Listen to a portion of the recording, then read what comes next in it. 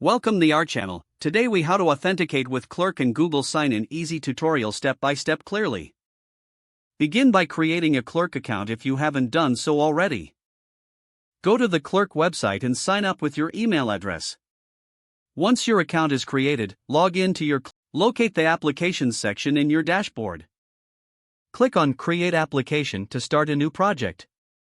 Fill in the necessary details like application name and domain. Once the application is created, navigate to the Settings tab. Under Authentication, enable the Google Sign-In option. You will need to set up a Google Developer Console project next. Visit the Google Developer Console and click on Select a Project. Choose your project or create a new one. Enable the Google Plus API for your project. Navigate to the Credentials section in the Google Developer Console.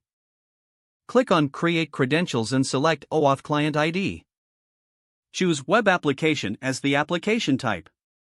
Add your authorized redirect URIs. These URIs should match those provided in your Clerk application settings.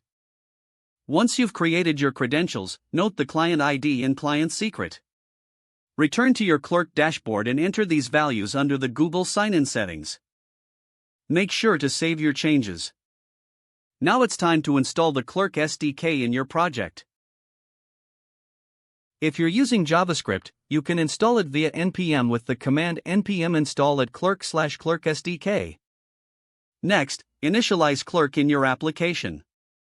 Import the Clerk provider in your main application file.